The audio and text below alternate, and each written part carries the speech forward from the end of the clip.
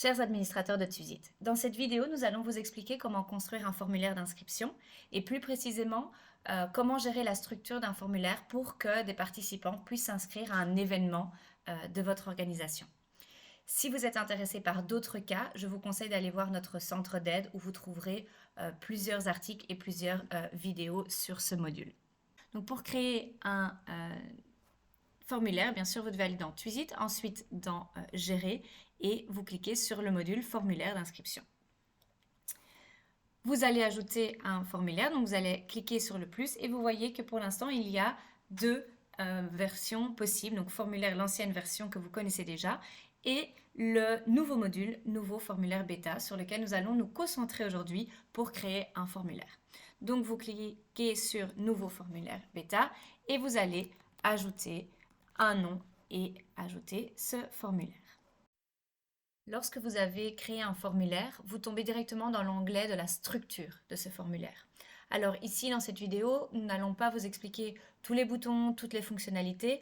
Le but est vraiment de se concentrer sur le cas d'un événement et peu importe l'événement que vous voulez organiser, que ce soit un barbecue, que ce soit une course, que ce soit des activités au sein de votre organisation. Le but, c'est vraiment de vous donner des astuces sur la construction de ce formulaire. Dans tous les cas, votre objectif, c'est que des participants s'inscrivent à ce formulaire et c'est pour ça que nous allons demander les détails du coup de ces contacts de ces participants.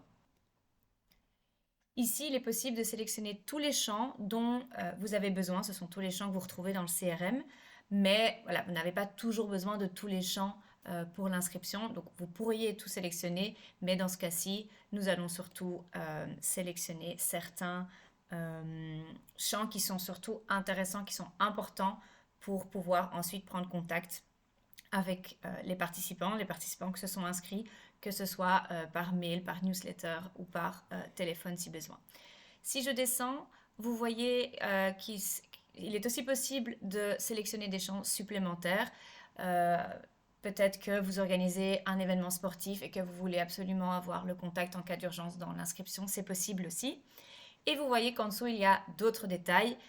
Dans notre cas, nous allons aussi donner la possibilité aux participants de s'inscrire à la newsletter de notre organisation. Vous mettez à jour et vous voyez que ce bloc a été créé avec les champs que vous avez sélectionnés. Ensuite, il est possible de paramétrer la visibilité ou l'obligation de compléter ce bloc ou non. Donc ici, on va dire qu'il est visible, mais pas obligatoire. Par contre, à l'intérieur de ce bloc, nous allons choisir les champs que nous allons obliger aux participants de compléter. Donc, par exemple, ceux-ci. Donc, vous voyez que vous avez la flexibilité de choisir ou l'ensemble du bloc ou champ par champ en fonction de vos besoins. Ensuite, il y a d'autres paramètres que vous allez pouvoir gérer, c'est-à-dire vous allez pouvoir décider si des membres extérieurs à votre organisation peuvent ou non s'inscrire. Donc, ou vous décidez que uniquement les personnes dans votre CRM peuvent s'inscrire, et donc cette option est décochée, soit tout le monde, même les personnes extérieures, ont le droit de s'inscrire à votre événement. Ensuite, il y a une option de remplissage automatique. Et donc, si cette option est cochée, les personnes qui sont connectées vont pouvoir remplir le formulaire, sauf que tous les champs vont déjà être pré-remplis s'ils sont évidemment complétés dans votre CRM. Vous pouvez aussi choisir de cocher ou décocher le fait que les contacts liés à cette personne soient pré-remplis ou non. Et puis, nous allons aussi pouvoir choisir le fait qu'un père et une mère, par exemple, peuvent inscrire leur enfant à ce formulaire, qu'ils soient liés ou non. Donc, toutes ces options, vous pouvez effectivement les choisir et les paramétrer en fonction de vos besoins. Je vais maintenant vous montrer ce que ça donne. Donc, je suis connectée. Vous voyez que mes données sont déjà pré-remplies, mais je peux aussi choisir d'inscrire mon fils fictif dans ce cas-ci. Et les données qui sont complétées dans le CRM sont déjà remplies aussi. Vous voyez que j'ai la possibilité d'inscrire qu'une seule personne à la fois. Ici aussi, c'est un paramètre que vous allez pouvoir gérer. Donc, dans le bloc « Combien de contacts peut-on sélectionner ?» Vous voyez qu'il y avait un nombre exact de 1 qui était paramétré. Mais vous allez pouvoir aussi choisir un nombre de contacts de 1 à 99. Mais vous pouvez effectivement aussi réduire cela. Si je remplis maintenant le formulaire, vous voyez que je peux remplir le formulaire euh, pour mon contact, mais que je vais aussi pouvoir aller ajouter un deuxième contact. Et donc ceci, dans ce cas-ci, jusque 5 parce que c'est ce que nous avons paramétré dans notre formulaire. Dans le cas d'un nouveau contact, il est donc tout à fait possible euh, d'inscrire quelqu'un qui n'est pas dans votre CRM puisque cette option a été cochée dans nos paramètres. Donc vous vous souvenez, ici nous avons autorisé des contacts hors CRM à s'inscrire. La seule différence, c'est que vous allez devoir compléter tous les champs. Voilà, nous avons fait un petit peu le tour de ce bloc pour les données du contact. Si jamais vous avez oublié d'ajouter un champ, vous pouvez toujours appuyer ici ou ici pour en sélectionner davantage, par exemple une deuxième adresse mail. Et donc, celle-ci est créée, enfin ce champ est créé tout en dessous, mais vous pouvez bien sûr déplacer le champ à l'endroit que vous désirez. La prochaine chose que nous voulons ajouter, c'est bien évidemment l'offre. Donc dans ce cas-ci, nous partons du principe que votre organisation organise des activités en journée, mais aussi un barbecue le soir. Et donc nous allons ajouter dans notre cas un produit. D'accord? Dans ce produit, nous allons ajouter des éléments. Donc, par exemple, pour les adultes, ils doivent payer 25 euros et on va ajouter un deuxième élément pour les enfants qui est un peu moins cher et qui est donc par exemple de 10 euros. Ce champ, nous allons l'appeler barbecue et comme ceci, vous avez créé un produit. Alors, dans ce cas-ci, si on repart du principe qu'il n'y a qu'une personne à la fois qui peut s'inscrire, c'est très simple. La personne va remplir ses coordonnées et va ensuite dire pourquoi, pour quel élément la personne veut s'inscrire. Donc, je vous montre. Mes coordonnées sont toujours enregistrées, donc pré-remplies. Et ensuite, je vais aller choisir si je suis ou un adulte ou un enfant. Dans le cas où plusieurs personnes peuvent s'inscrire, il est important de comprendre la différence entre du coup le produit qui est dans le bloc contact, ça veut dire que toute personne qui va s'inscrire va devoir compléter et choisir un élément de ce produit. Par contre, l'élément qui est en dehors du bloc va être complété une fois pour l'ensemble des inscriptions. Donc si on reprend notre exemple, chaque personne va pouvoir s'inscrire à une activité en journée. Par contre, la famille dans son ensemble va compléter combien d'adultes et combien d'enfants participeront à l'activité du soir. Et donc ce champ-là est bien lié à l'ensemble de toutes les personnes de l'inscription. Ici, on va ajouter des éléments, par exemple un workshop d'activité A et un autre workshop B, par exemple. Et nous allons ici. Voilà, donc ici, ce produit va devoir être complété par toutes les personnes qui complètent le formulaire. La différence, c'est qu'ici, chaque personne doit choisir entre le A ou le B. Il n'est pas possible de faire les deux en même temps. Et donc ici, vous allez pouvoir décider combien d'éléments peuvent être sélectionnés. Donc dans ce cas-ci, c'est possible de sélectionner qu'un seul élément à la fois. Vous pouvez aussi choisir la mise en page, un drop-down, un bouton radio ou celle-ci. Par contre, le barbecue, comme ça peut être une famille qui s'inscrit, il peut y avoir plusieurs enfants, plusieurs adultes, nous allons ici indiquer que plusieurs produits, enfin plusieurs éléments du produit peuvent être sélectionnés. Donc vous voyez ici que je peux sélectionner que le A ou le B. Pareil, si j'ajoute mon enfant fictif, il va pouvoir choisir que le A ou le B. Par contre, ces deux personnes sont liées et donc en tant que famille, je vais choisir un adulte et un enfant et nous allons nous rendre à deux à cet événement. Il est bien sûr possible pour l'idée du workshop de dire il y a un stock, donc ça veut dire qu'il n'y a que 10 places disponibles et à vous de choisir si vous décidez de cacher le workshop une fois qu'il est épuisé ou vous donner la possibilité aux personnes de quand même s'inscrire sur une liste d'attente. Et donc vous voyez ici, lorsqu'on va compléter le formulaire, les personnes vont pouvoir voir combien de places disponibles il reste. Ce qui est nouveau par contre, c'est que vous pouvez vous-même décider que ce produit reste réservé X minutes pour la personne qui le sélectionne. Donc une fois que je sélectionne mon produit, j'ai X minutes pour compléter et envoyer mon formulaire. Donc moins de stress, on ne va pas se dépêcher à compléter tous les autres champs puisque vous allez avoir 5, 10, 12 minutes à vous de choisir pour le compléter.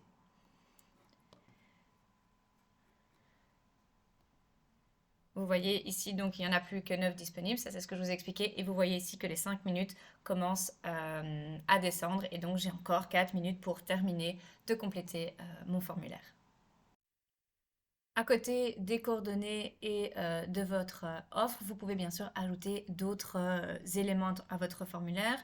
Par exemple, une entrée textuelle, ça veut dire que vous donnez la possibilité aux gens de faire une remarque, une suggestion lors de leur inscription. Même principe, s'il est en dehors du bloc contact, il va pouvoir être complété une fois. Si vous voulez que chaque personne qui s'inscrive ait la possibilité de faire une remarque, alors vous le glissez dans le bloc. Il est aussi possible d'ajouter par exemple un montant fixe ou modifiable. Fixe si vous voulez compter un coût administratif, modifiable si vous voulez donner la possibilité de faire un don à l'organisation par exemple. Nous allons faire un montant fixe pour un coût administratif. Voilà. Et par la suite, vous pouvez encore ajouter d'autres éléments si jamais vous en avez besoin, comme les messages d'erreur par exemple. Donc si une condition n'est pas validée, que les personnes qui remplissent le formulaire voient ce qu'ils n'ont pas respecté, etc. Je vous laisse donc compléter cette structure de votre formulaire comme vous le désirez en fonction de vos besoins. La prochaine étape de la construction de ce formulaire, ce sont les paiements et les remises. Donc vous pouvez activer les paiements en ligne. Si jamais vous n'avez pas encore de compte actif, vous pouvez aller dans les paramètres pour activer cette option. Nous allons aujourd'hui nous concentrer sur l'ajout d'une réduction. Donc nous allons par exemple faire une réduction pour les membres de l'organisation. Et nous allons choisir par exemple 5% de réduction si les personnes qui s'inscrivent sont membres de votre organisation. Donc, nous allons pas toujours calculer cette réduction, mais uniquement lorsque le contact identifié, donc on prend le contact qui est identifié dans ce champ-ci, a une adhésion, peu importe le type d'adhésion, tant qu'il a une adhésion en cours à votre club, il aura une réduction de 5%. Et nous enregistrons. À côté des paiements, il est aussi possible de paramétrer un message de confirmation. Donc, c'est le message qui va être montré lorsque l'inscription est soumise. Et donc, ici, vous pouvez ajouter un message, changer le titre et la description. Vous pouvez aussi décider de montrer toujours ce message ou d'ajouter une condition. Nous passons à la prochaine étape, ce sont les traitements. C'est une étape très importante. Alors peut-être pour les événements un peu moins. Donc nous allons ici faire le minimum nécessaire pour un événement. Dans d'autres vidéos, vous allez pouvoir savoir comment gérer les traitements lors de, par exemple, l'inscription de nouveaux membres. Nous allons donc lier un contact. Donc, lorsque une personne qui est dans votre CRM a complété le formulaire, on décide de lier cette inscription à cette personne. Mais nous allons aussi créer un nouveau contact. Donc, lorsqu'une personne qui n'est pas dans votre CRM s'est inscrite, on veut l'ajouter parce que, par exemple, elle a coché la case s'inscrire à la newsletter. Donc, si on veut pouvoir lui envoyer une newsletter par la suite, bien sûr, cette personne doit être ajoutée au CRM. Donc, nous allons créer un nouveau contact uniquement lorsque la valeur du champ s'abonner à la newsletter est égale à 1, puisque ici c'est une checkbox. Donc nous allons sauvegarder ceci. Voilà. Vous voyez que vous avez deux actions. C'est peut-être pas très très clair. Vous pouvez toujours ajouter une description. Et donc ici, inscription, newsletter par exemple. Voilà, et donc vous avez la différence pour ces deux actions qui est plus visible grâce à la description. Voilà, une fois que votre formulaire est prêt, vous allez pouvoir le publier. Donc ici, vous avez tous les paramètres pour la publication. Donc vous allez pouvoir bien sûr l'activer. Il est ouvert à tous, même aux personnes hors de votre organisation. Donc vous le laissez sur public. Et ici, vous avez, comme avant, la possibilité de copier l'URL ou le QR code et de le publier sur vos réseaux, votre site internet ou de l'envoyer par message. Ce qui est nouveau, par contre, c'est les administrateurs du formulaire. Dans l'ancien module, vous pouviez uniquement nommer quelqu'un comme admin du formulaire et il avait donc accès à tout. Ici, vous allez pouvoir, donc par exemple ma collègue, je vais pouvoir l'ajouter en tant qu'admin, mais je vais pouvoir choisir si elle a le droit d'éditer le formulaire et de voir les inscriptions ou d'uniquement voir les inscriptions. Donc dans ce cas-ci, cette personne peut aller voir toutes les personnes, toutes les inscriptions, mais ne pourra en aucun cas modifier votre formulaire. Voilà, votre formulaire est prêt. Nous allons maintenant voir ce que ça donne.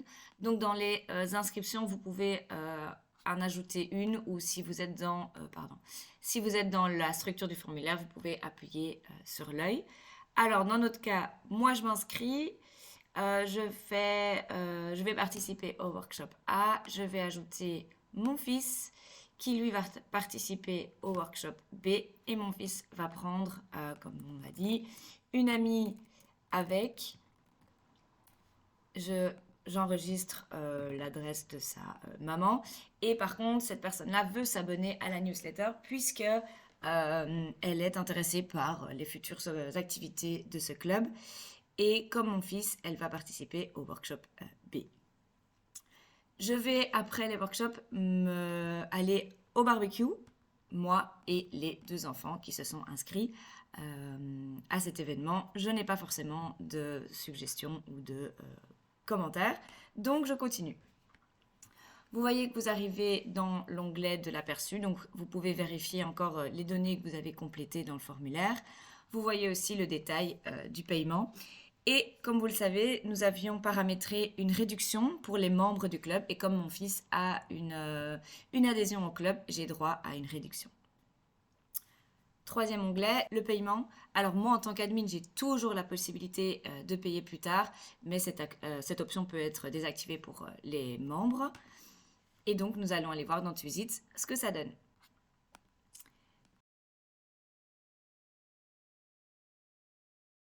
Donc, vous voyez que j'ai une inscription qui contient 3 contacts. Donc, vous pouvez les voir ici. Ici, vous décidez des données que vous voulez voir automatiquement. Alors, les données que vous allez cocher ici, ce sont uniquement les champs qui sont disponibles effectivement dans votre formulaire. À côté de l'inscription, nous avons aussi un onglet Contact. Et donc ici, vous allez avoir 3 lignes. Vous allez avoir une ligne par contact. Et ici, il est possible pour les personnes qui sont bien sûr dans votre CRM de cocher d'autres informations. Donc par exemple, nous n'avions pas demandé le téléphone 2 et l'email 3. C'est possible d'aller cocher ces informations pour qu'elles soient quand même visibles. Une fois que vous avez sélectionné toutes les données, donc celles du formulaire et éventuellement votre CRM, il est également possible d'exporter toutes ces données vers Excel. Dans notre cas, moi je suis liée, mon fils a été lié et l'ami de mon fils a été créé puisque c'était un des traitements que nous avions enregistré. Par contre, j'ai fait une autre inscription d'une personne qui n'est pas dans le CRM, mais qui n'a pas coché l'option s'abonner à la newsletter. Et vous voyez que donc ce contact n'a pas été créé, n'a pas été créé dans notre CRM. Par contre, il est toujours possible de le faire par la suite. vous voyez qu'il y a aussi un log. Et donc ici, vous allez pouvoir voir tous les traitements qui ont été effectués, à quelle heure et par qui, si c'est un traitement manuel par la suite. Admettons que la personne qui s'inscrit vous contacte parce qu'il y a eu une erreur ou qu'elle veut absolument ajouter quelqu'un. Il est possible de modifier l'inscription. Vous appuyez sur le petit crayon et l'inscription s'ouvre à l'endroit où vous avez cliqué sur le crayon. Et donc, dans ce cas-ci, par exemple, la personne veut ajouter un adulte. Et donc, c'est possible de changer, de modifier l'inscription. Il est aussi possible d'ajouter des traitements de manière manuelle. Donc, vous allez ajouter une action, donc ici pour cette inscription-ci uniquement, et vous retrouvez le même pop-up avec toutes les actions possibles. Donc, en fonction de vos besoins, vous choisissez l'action nécessaire. Il est aussi possible d'ajouter une action pour l'ensemble des inscriptions. Donc, si vous cochez les inscriptions, il est possible d'ajouter une action. Par exemple, envoyer un message si vous voulez, à quelques jours de l'événement, envoyer des infos pratiques à l'ensemble des participants. Vous pouvez aussi ajouter plusieurs emails. Vous pouvez vous-même composer un message et vous pouvez aussi ajouter des détails de l'inscription pour, rappelez-vous, ce que vous avez sélectionné comme workshop. Et donc, vous pouvez envoyer un mail à l'ensemble des personnes inscrites. Nous sommes à la fin de ce webinaire. N'hésitez pas à consulter nos autres vidéos. Donc, par exemple, si vous voulez savoir comment créer un formulaire pour l'inscription de nouveaux membres, je vous conseille d'aller regarder cette vidéo. En parallèle à nos vidéos, vous pouvez bien sûr toujours consulter nos articles qui expliquent comment créer le formulaire. Et si jamais vous avez des questions, vous pouvez toujours nous contacter grâce à notre support et en créant un ticket. Je vous souhaite beaucoup de plaisir dans la construction de vos futurs formulaires.